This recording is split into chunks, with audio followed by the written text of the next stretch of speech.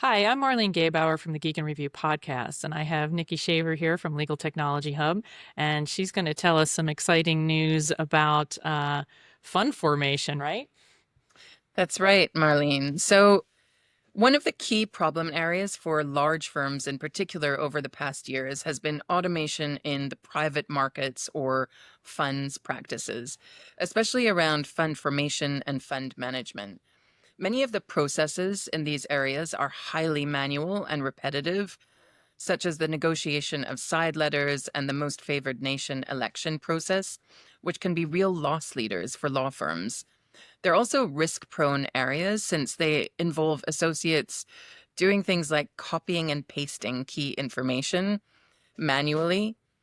Many solutions have now entered the space in order to automate some of those processes with newer entrants like SmartEsk, formed by a former funds partner, and AI native law firm Covenant, addressing areas that were hard to automate pre generative AI.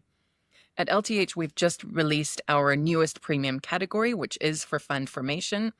And that provides firms with an overview of the automation and technology in this space. It also includes a full buyer's guide. We've updated our listings in that area to be complete and informative. And we offer resources to support firms during their tech evaluation process in this area. So we would encourage you to take a look. You can subscribe to LTH Premium to access all of those resources in one place. And if you're interested in learning more, write to us at info@legaltechnologyhub.com or visit legaltechnologyhub.com and access the contact form to learn more. Well, that is fantastic. Thank you so much, Nikki. Thanks, Marlene.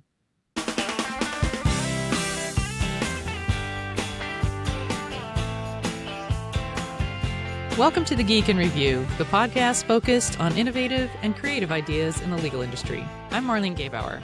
And I'm Greg Lambert. And this week we're joined by our longtime friend and colleague, Ken Crutchfield, founder and CEO of Spring Forward Consulting. Of course, we've known Ken for his work over the years as VP and of leading legal vendors like Wolters Kluwer, Bloomberg, Thomson Reuters, and others. So, Ken, thank you very much for joining us on the Geek and Review today. And good to Thank have you you so here, Ken. much for having me. You've been around the block a bit. I have been around the block a bit. Some in legal, some not in legal, but definitely around the block. Yeah. So, Ken, we've been talking with you lately about kind of this, this Wild West phase of AI, and we thought we'd just bring you in and have a conversation about all of the different phases that we're going through and how it kind of resembles some of the, social and economic phases that we've seen in history. And so normally when we have a conversation with a guest, I think we have much more of a structure for this. And today we're going to have kind of break that structure and go much more conversational and see where this goes. So I really wanted to start off with, one of the things we talked about earlier this week when we were prepping for this was that we're kind of like an early onset, as we were the Wild West phase, both in things like regulation, but also in just kind of the similarities in the Industrial Revolution kind of phases that we've gone through in the past. So why don't we start off there? What are you kind of seeing as we're getting kind of into, really the third year of the generative AI phase? What are the parallels here? Yeah, so I'm a bit of a history buff and like to dig in, kind of geek out in certain areas. And so I've been in the 1870s for several years looking at and reading about different things. And so the American Industrial Revolution was really a couple of things that were key to it. One was replaceable parts that allowed operation to be more scale and less artisan than what had been in Britain. So if you took parts, you could replace a part that broke and not have to return the whole machine to be able to get it fixed. So that was a real advancement. And the other thing was advancing at scale. And really that was driven by the railroads, or exemplified by the railroads in the biggest way. And so the railroads were the first, if you build it, they will come kind of investment, where investors were throwing money to build railroads, literally to cities that didn't exist, and just believing that there was going to be a return on investment with that. And through that process, it was one of those first things where America and American capitalism was driving things without many rules, where eminent domain and other things were being used or maybe even abused. There was also other industries, Rockefeller with oil and kerosene and trying to get kerosene to light lamps in New York City homes and things like that. And then you had Carnegie with iron ore and basically creating these massive steel plants and factories that would put rock in one side, and on the other side would come out a rail that would actually be used by the railroad industry. And these industries competed across each other too. So even though they sounded distinct, Rockefeller ended up building pipelines when he was blocked and they were going to charge too much to ship his kerosene. And Carnegie created railroads too when he got blocked from being able to deliver his steel to port in Philadelphia. And so there were a lot of different crazy things like that going on. And it was kind of an S curve of when is this going to get done? When is there going to be enough infrastructure there that you get to a bit of a steady state? And JP Morgan came in as part of that a little later in the late 1890s and early 1900s and helped drive some of the rules because, basically railroads were charging whoever they wanted to, whatever they wanted to. There was collusion, there was corruption. There were a lot of different things going on there.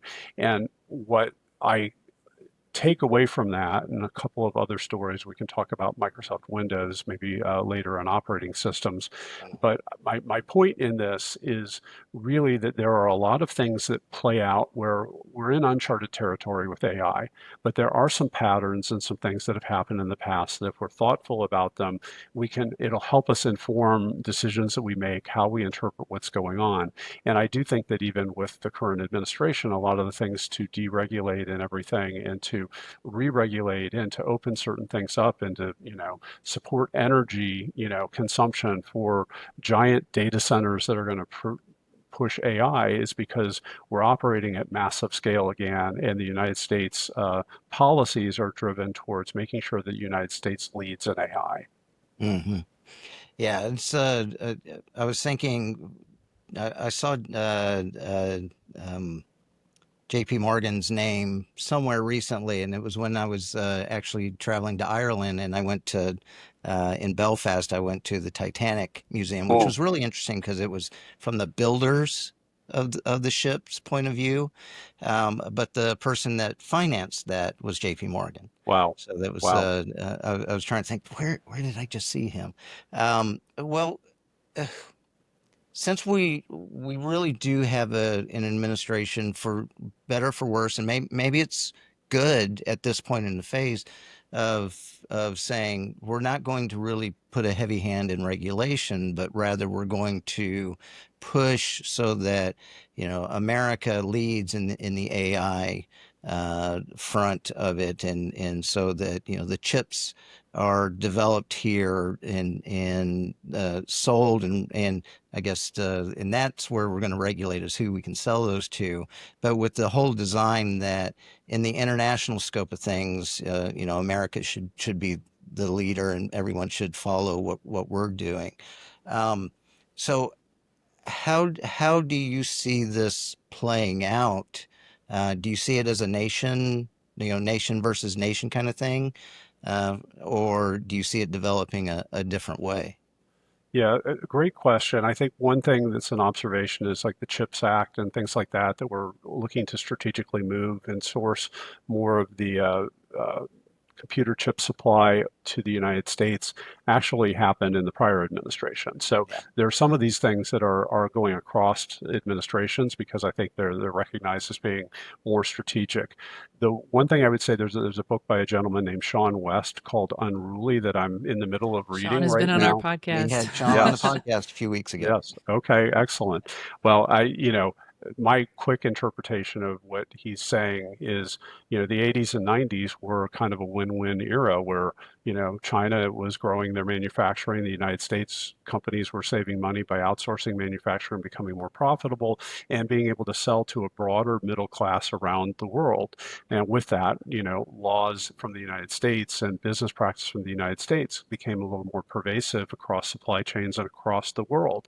And now you're starting to see some, fatigue, if you will, from those actions. And even the things that you see in the United States, about nationalism and wanting to do things and nostalgia, I think are happening elsewhere too, is really kind of a bit of the story. So it's not just the United States that's running into these things. And we're probably in a world where, national power is being renegotiated for the first time since World War One, to quote something that Sean wrote. Yeah. Well, Yeah, I think last week we saw a Japan first party make headways in Japan for the first time. So yeah, it seems to have caught on. Yes. We'll see. but like, what are the parallels here? I mean, you had, when you were talking about, um, sort of the railroads where, everybody was trying to sort of be the best and the most powerful. And, look where that kind of ended up. And so, how does that bode for, a situation now where, in this case, sort of nations are sort of racing towards that? It's a good question. I think where I'm looking at it is trying to assess, what does the new normal look like? When do we get to a place where scale and rules need to be settled down? And where are you going to see the competition? I think one other dimension of competition that isn't really talked about a lot is, the Magnificent Seven have got worth and value that is equivalent to the domestic production of like like a G30 type country. So there's significant, power that these, corporations have that rival what governments have. So I think that's another part of this that plays through. And I'll go back to basically the Civil War with Vanderbilt, who was really central to shipping and then railroads after shipping. And he had a tremendous amount of influence as the richest person in the world at his time, where he was basically transporting and shipping people through a lane that he had figured out how to go through, cutting across Nicaragua to get people to California. And more people actually, rode ships out to California than came across in covered wagons, as we always heard in, American school systems. And on the way back, Vanderbilt brought gold. And that gold helped continue to keep the Union solvent during the Civil War. So there are parallels there, even I think, to some of the things that are going on, and the cross collaboration and competition between seemingly different industries. So I think that's a real key part to it. What I'm looking for and what I'm hoping to do in the next month or two is begin to put together kind of a hypothetical roadmap for what OpenAI might do, and what some of these big organizations that are working at scale might do. I remember Gary Marcus, who's one of the AI experts, and he's a little bit sour on AI right now, but he he had an April Fool's joke, I think a year and a half ago, April, where he was talking about just wait until OpenAI does authors compensation and rights to authors, and links and sources.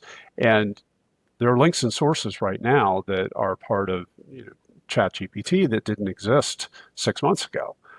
So I'm just thinking through and trying to understand what are those different things that could play out that would inform law firms that are trying to figure out what to do, what's a good priority, and legal tech startups that are trying to invest to build out their next functionality. So many companies built fine-tuning of models on GPT-3.5 and ended up having 4.0 leapfrog that. And therefore, it was just a little bit of a waste of time. And if that would have been known, people might not have done it. So if we can understand some of the things that might play through, I think that's going to help.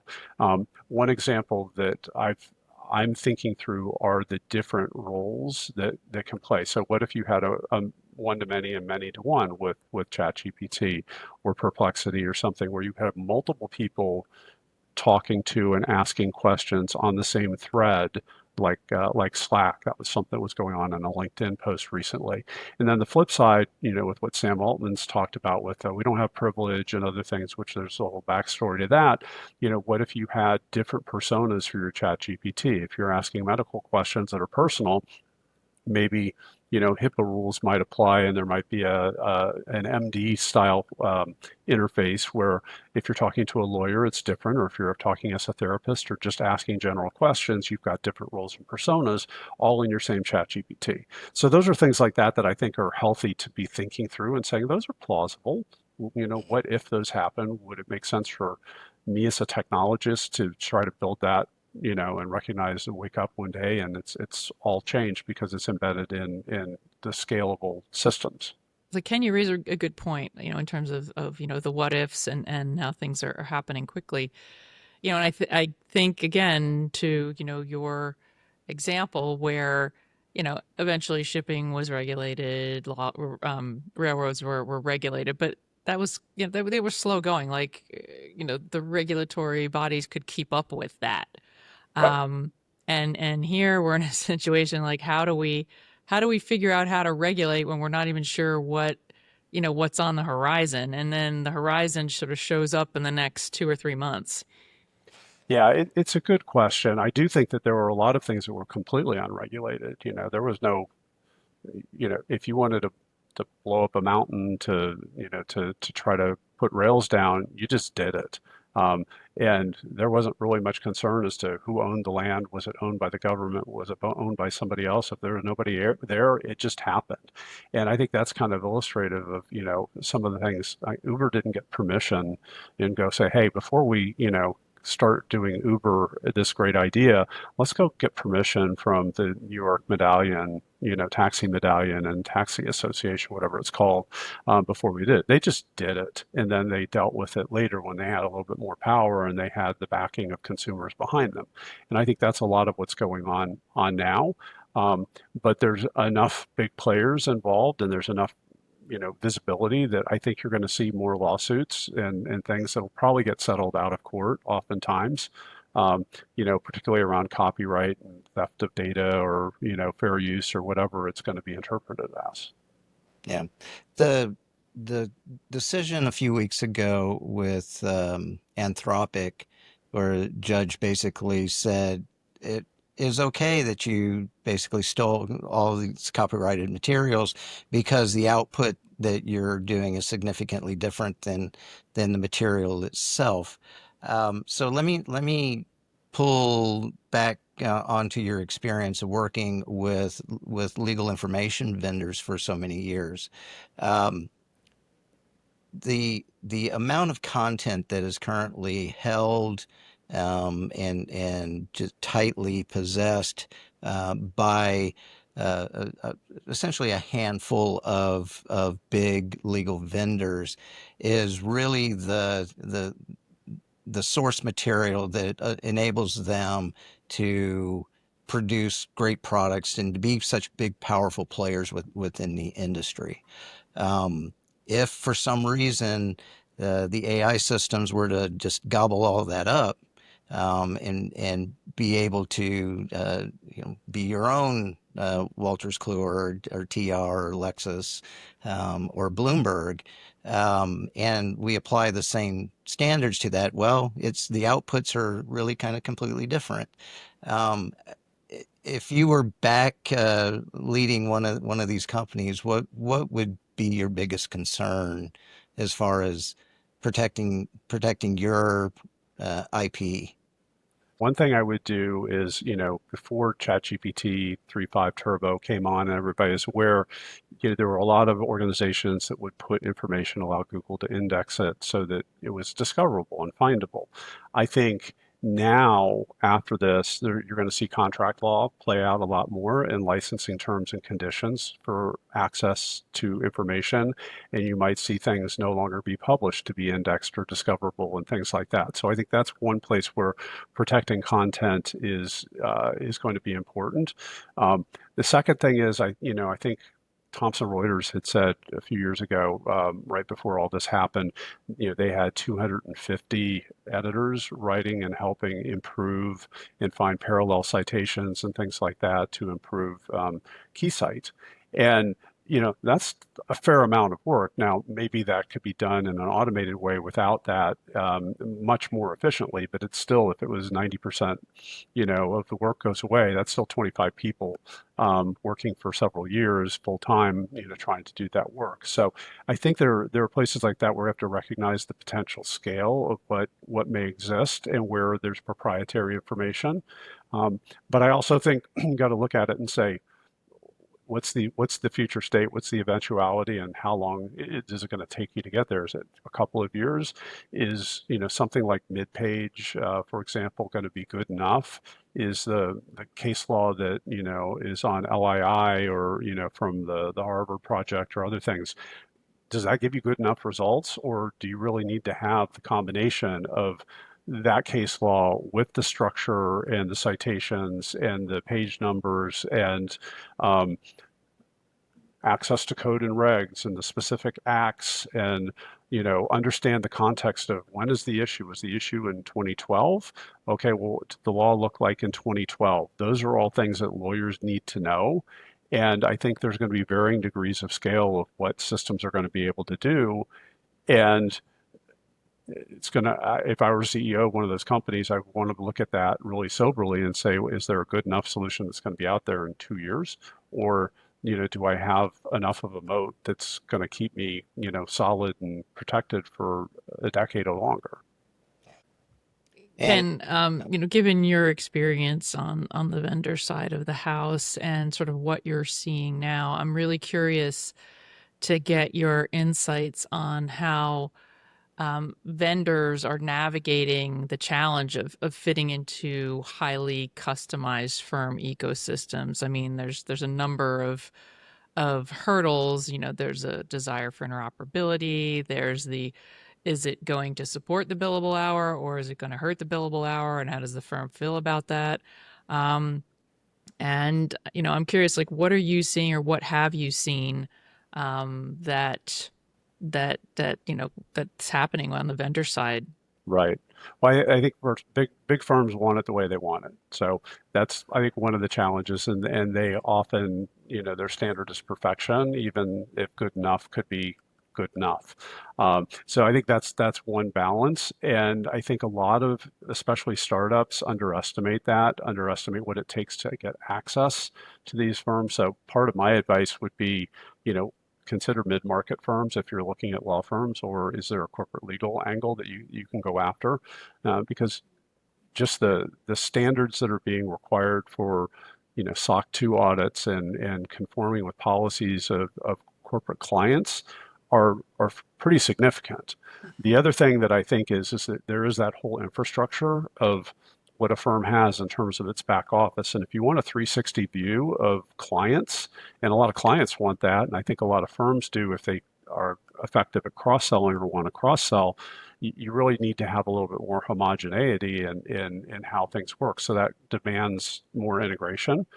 But point solutions and best of breed is a way that you can, you probably really have to do it within legal because there's so much fragmentation. So it's possible that a practice area might be able to adopt something within the practice area that's relatively siloed, and that might be just fine, except you lose that 360 view to the client. I'm curious, like, is it even possible for something to go to market, perfect? As you said, I mean, again, like, some of these vendors are not, big operators, and they're coming up with sort of small solutions and really looking to partners to kind of help them flesh it out, because they just, they don't have the capital, or they don't have the expertise necessarily to put something together that's perfect. And I mean, let's face it, every firm you go to is going to be slightly different. Like anytime there's something out of the box, there always needs to be some tweaking.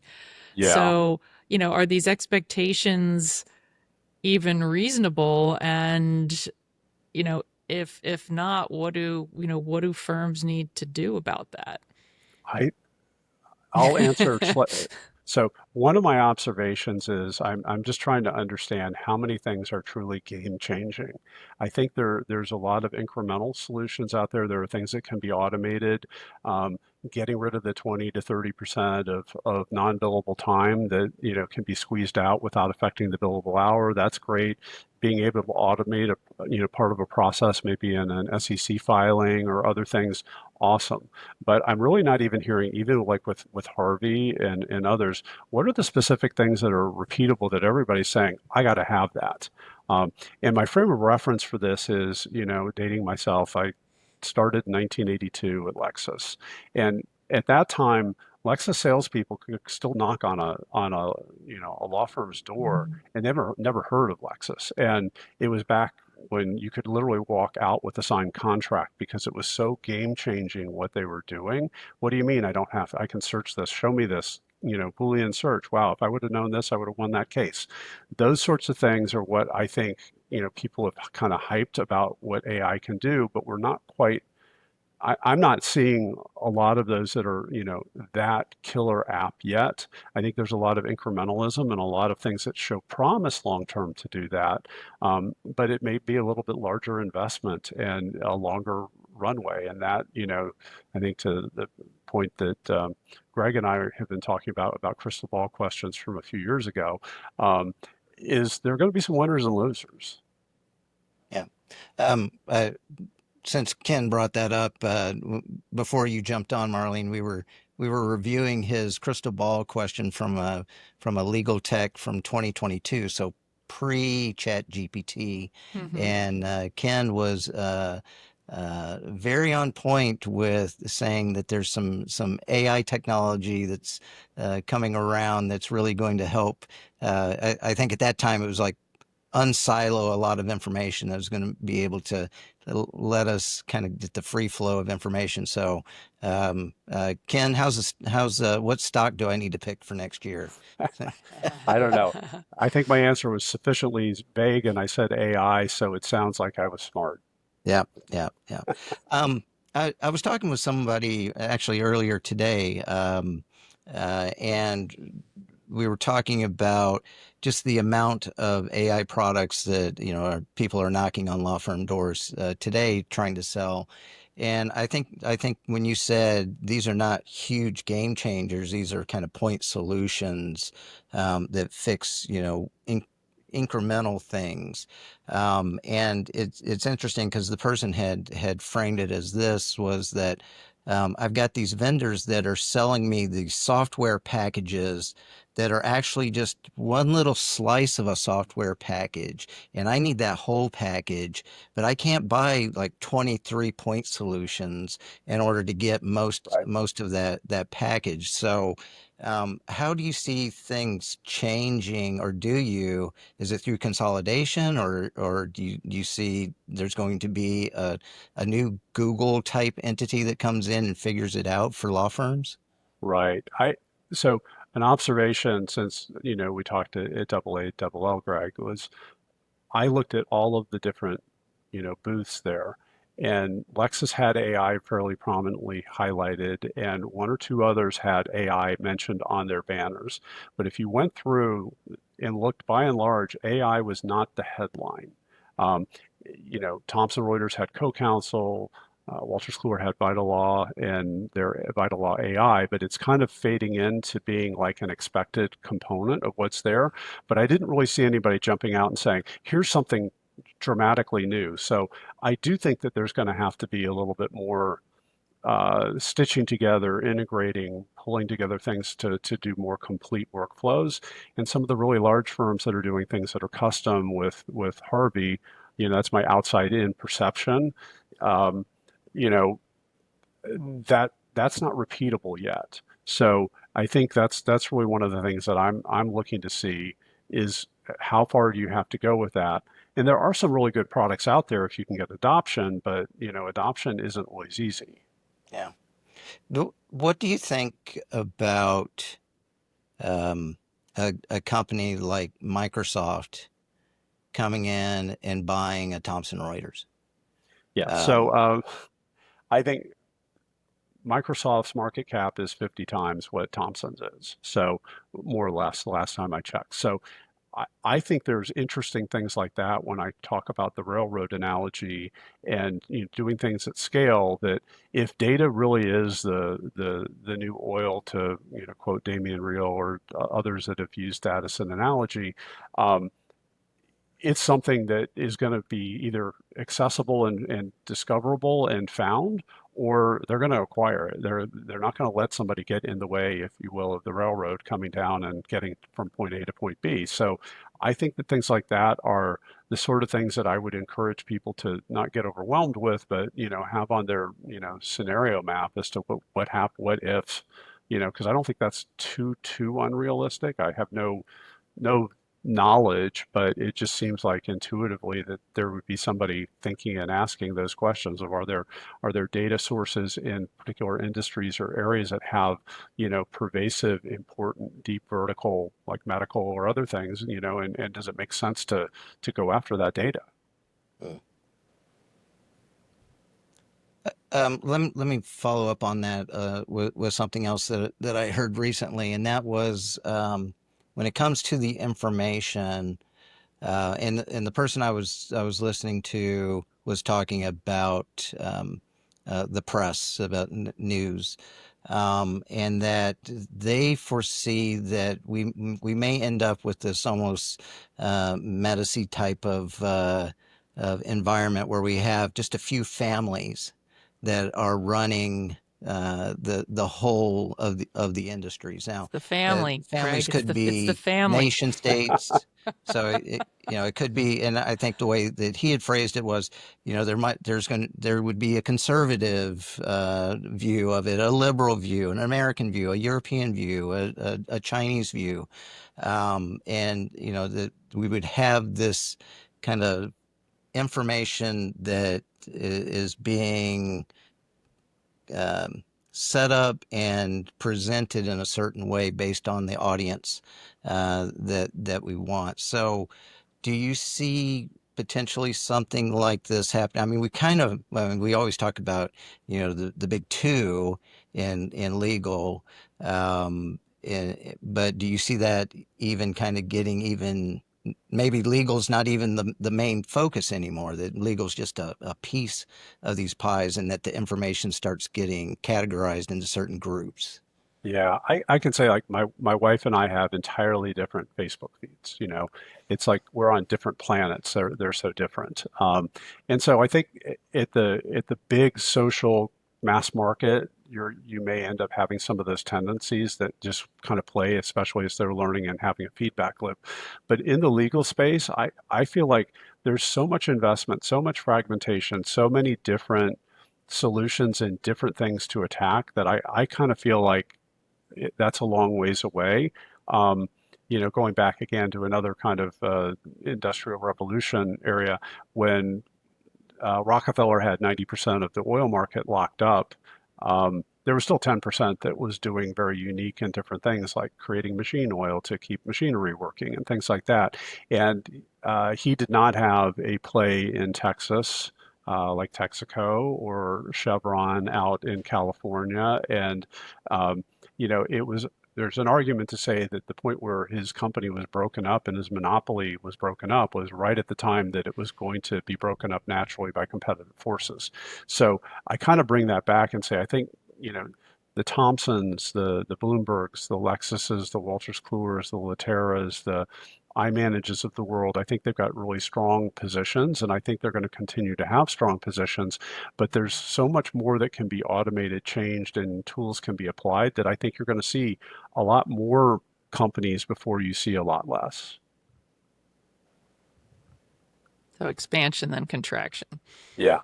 Hmm. Um,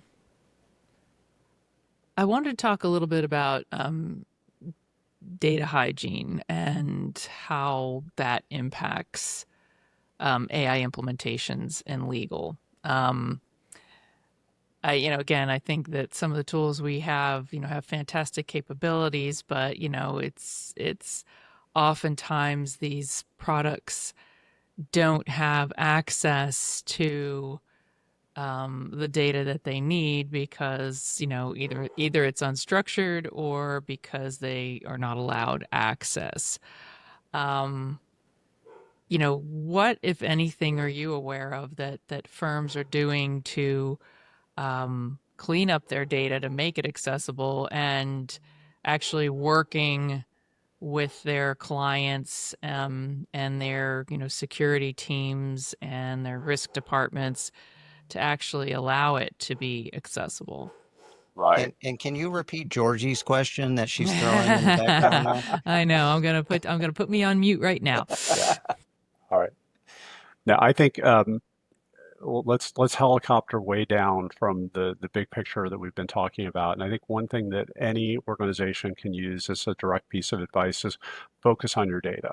If there's one thing that's going to be work that's valuable that will survive a change in language models, Google leapfrogging OpenAI, or AWS coming in and Amazon coming in with something that's disruptive, it's going to be working on your data. Get your data right, get the metadata straight, figure out your permissions and who can have access and get access to that. That's something that I'm hearing not just in the legal space, but more broadly. I have one of my contacts that I reach out to periodically ran the Google's self-driving car AI initiative for a few years. And that's been his advice for the last few years is get your data right. Make sure that you've got the metadata, that you're thinking about hygiene. If your knowledge management systems are fragmented because you still have some rogue attorneys that like to keep things on a flash drive or on coddled away somewhere, those things have got to break down. Those have got to break down in order for the firm to be able to do things and to be able to make the right decisions and advise clients properly. Yeah. Now we have everyone's putting everything into iManage and NetDocs, and no one's saving anything. Well, and actually, one of the things that I think is that we're facing is things like with Microsoft, you can put things into their shared drive, right? And actually, you need to put it into the shared drive in order to use Right. Copilot. So I think there's still some processes that we need to work out on where the data is in order to take advantage of the tools that we're bringing in. Right. So, I think that's a great one too. Like with Copilot, what I've heard from some firms is that asking Copilot to look through email, well, one of the challenges is that there's a lot of speculation in email. Not all email is official documents. So it's a great example of, okay, what is the data and how do you categorize data so that if you're asking a question that requires a substantive answer that's got to be correct, that it doesn't get, polluted with passing information or jokes or, hypotheticals that, aren't true. I think those are perfect examples. yeah. Yeah, I'd hate to see what it does with our Thursday happy hour emails that go out to everybody.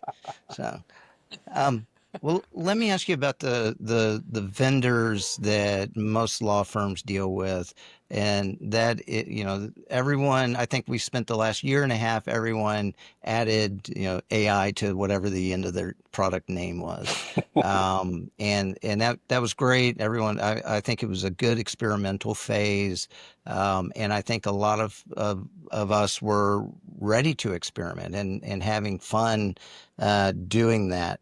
But at some point, we've actually got to show some type of return on investment, and I don't know of any firm that could honestly come out and say the amount of time, energy, and people that they've put into and money that they put into their AI products has given them a huge return on investment. Right. And I think we're still okay with that for now. But that's not going to go on forever. So if you're an AI vendor dealing with this industry now, how do you build credibility with this industry? I'll answer it more from the firm side first. So one of the things I see is, the billable hour is certainly always going to be a bit of a challenge for those firms that have that mindset. Their infrastructure is structured to perpetuate that. They don't have metrics on improving margin and fixed fee engagements and things like that typically. So there's that challenge. And then, one thing that really stuck with me was I had a firm tell me that they wanted a deal because of machine learning. Their client said, I want you to do this engagement using machine learning. And so when the other vendors or when the other firms were asked, they did not have a machine learning capability. So guess who got the business? And the point is that I find that ROI is always going to be a bit of a challenge with the billable hour in firms. So I view it more as being competitive. You've got to be within that window of being close enough.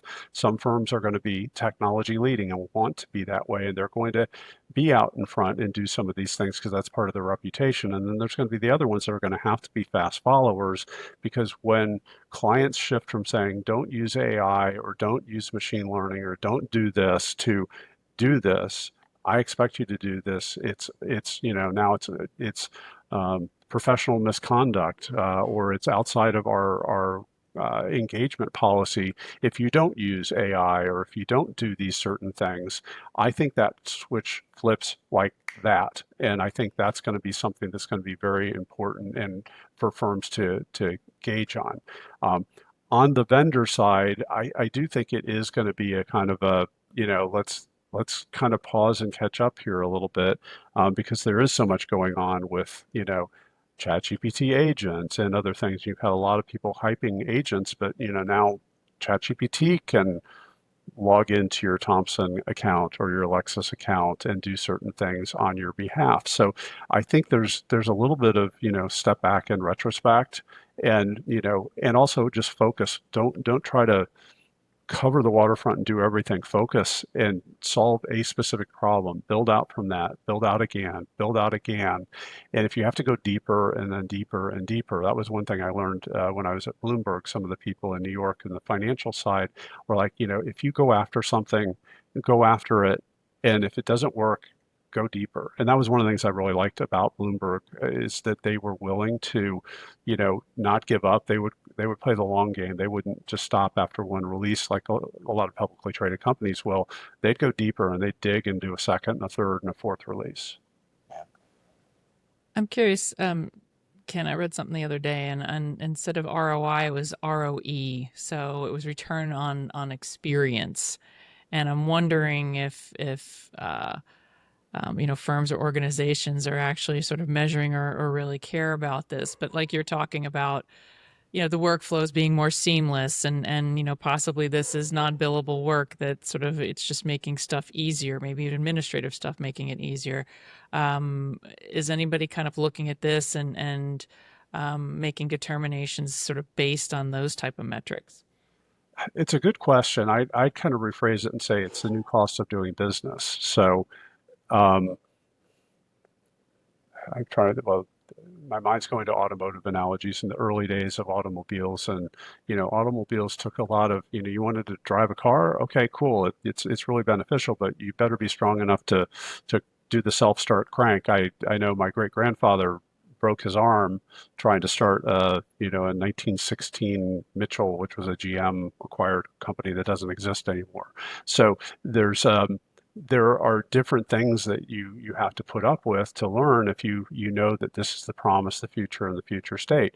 Now we don't think about that. You click your remote and your car starts outside and it's warm by the time you get into it, and it's got all these other backup cameras and other things going on that make a car so much more automated than what it was. I think, going back to the kind of the Wild West in the early days, we're still very much in those early days. So I think it's a recognition that if you want to live in the suburbs, you're going to have a car and you're going to have to learn and invest to do that. So if you want to be practicing law in the 21st century. As the 21st century progresses, you're going to have to be proficient in these tools, put up with some things that are, not pleasant, but know that every day that goes by, every year that goes by, things are going to get better, and it's going to get better fast. Well, Ken, before we get to our, since you did such a great job as the crystal ball question when we had you on at Legal Week, before we get to that, though, is there any other topic that we failed to hit on that you think we might be missing? Yeah, I think one thing that, both for legal tech startups and also for law firms in particular is adoption, not underestimating that, for a legal tech provider, the sale isn't over until you have users actually using the product. Otherwise, you have a contract that's likely to get canceled. So if you want to be in a position where you're going to be successful and have a truly successful sale, you have to help the firm get through the process of changing their process, understanding what the skill set changes are in the training, and make sure that they're getting the outcomes that are needed. And I think that's something that firms need to recognize too, because in a world where anything that's not billable is a drain on partner profits, there needs to be a little bit of acceptance of that in the planning up front to be able to do that. The other part is just making sure that, especially with the gauntlet of um, IT and committees and other things that need to be done to evaluate a product and make a decision, that you really try to find a sponsor for that work, and recognize that sponsors within a firm or even a corporation, are dealing with things that are both strategic, kind of tactical. I got to work through these certain things to be able to get the product out there. They're expending political capital and putting their own personal, reputation on the line. And there's a personal aspect of these projects. So is it rewarding? Is it going to get me the next job that I want? Do I get to see my kids earlier if we get this implemented, and go to a couple of baseball games, Little League games? Those are the sorts of things that I think are important to be aware of and to think of, both from the firm side and then also from the vendor side. I was going to follow up with that before the crystal ball. Like, what sort of skill sets do you think are required on both sides of that equation? That's a great question. And if anybody knows it, like they have bottled the secret sauce. Yeah, I think even with a out of the box SaaS solution that's supposed to be low implementation, I think there needs to be strong onboarding, customer success sorts of approaches. I'll go back to my Lexus days again, because I've said this one other time. Um, I kind of deconstructed what Lexus had done back in the early days, and they manufactured terminals, before there were computers, Hmm. and they ordered the phone lines for the firm in the firm's office so that those terminals could access the private data network that Lexus had created. And then that accessed, the world that was the mainframe computers and the actual service. Well, eventually personal computers became a thing. IT departments in firms became a thing.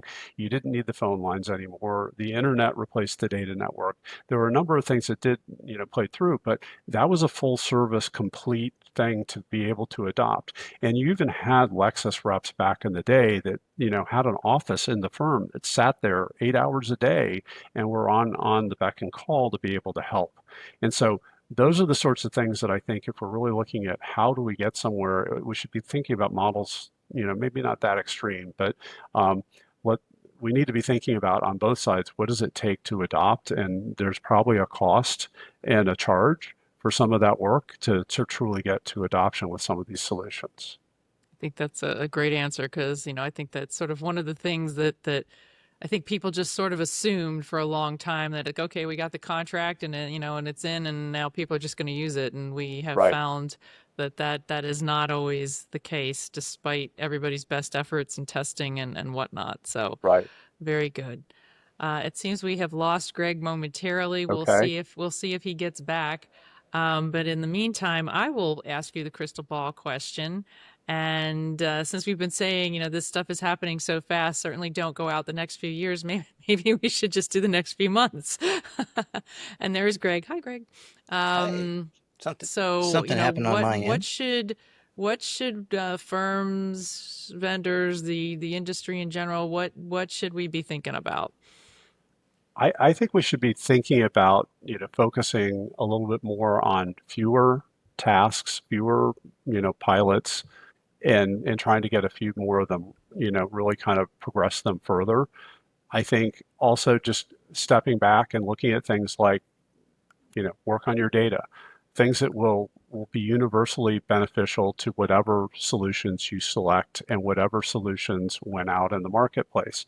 And just be eyes wide open about the potential for, the next thing that OpenAI does, or Perplexity, or Google Gemini, or Anthropic Claude, or any of these does, because it might leapfrog and fundamentally change what you've done. So just think through those things.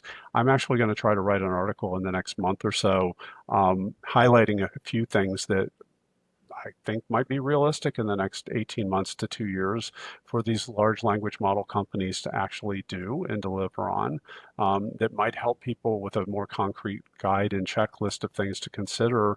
Yeah, that makes sense. All right, well, what does that mean to the projects that we have today? What would that mean to our investment and things that we would consider? That's really where I would go. Sounds like we got to do some scenario spinning. Yeah, a little bit of on a scenario regular planning. Keep it basis. simple. Yeah. And you're talking about adoption, and I think part of that question is like, what's really important? And, in your experience, like, how do you determine what's important? Like, what do you focus on in terms of, a solution, and, for who and doing what? Because, there's, either nobody's interested, or maybe a million people are interested. As a professional in this area, how do you make that determination and move with it?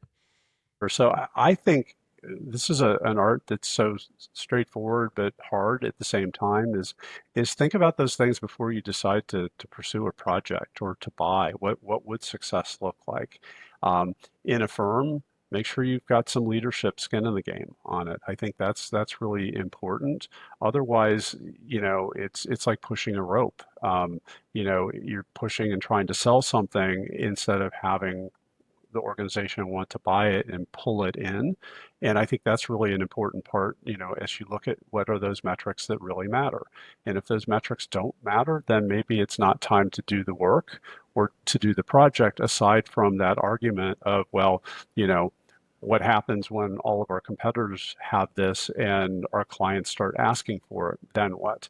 And if you can kind of reframe things in that regard, and what would be the areas and situations and listening signals we'd want to know, to be able to be ready for that, get the buy-in around that, to say, okay, we're starting to hear, or we had our first client actually ask about this, or these two benchmark firms that we like to compare ourselves have this capability. We know that competitively. Now it's time that we have to have that in our portfolio, and there's no question about it. The metric is competitive parity. That's the way I would look at it. I think that's a really good point, competitive parity, because so often, even at top levels, what is important can change. Yes. And so I think kind of having that competitive intelligence of and being able to raise that in terms of getting the buy-in is critical. Thank you. Absolutely. Well, Ken Crutchfield, thank you so much for talking with us here on the Geek in Review. And of course, thanks to all of you, our listeners, for taking the time to listen to the Geek in Review podcast. If you enjoyed the show, please share it with a colleague. We'd love to hear from you, so reach out to us on LinkedIn and Blue Sky. And Ken, for listeners who want to learn more about Spring Forward Consulting, your gig there, or connect with you, what's the best place? Where's the best place for them to go? Awesome. Well, first off, thank you, Marlene. Thank you, Greg, for having me. This has been a great conversation. Loved it. Springforwardconsulting.com is my website. You can look me up on LinkedIn, connect with me there. I write articles for Above the Law and then also for Law Next and Bob Ambrogi. So those are other places that you can find my writing and some of my thought leadership. And happy to talk with people. So reach out, send me an email, and I'd love to talk. Thank you. Yeah. Did you see, Marlene, that we dropped to Bob's third favorite podcast? Because he's No, counting. I'm They're now very counting sad. his Friday gathering as a podcast. So we've We dropped to need to number have a 3. talk. We need to We're have a talk. we're still up there. We're still up there. Nice. And as always, the music you hear is from Jerry David DeSica. Thank you so much, Jerry. Thanks, Jerry. All right. Bye, everyone. Bye. Bye-bye.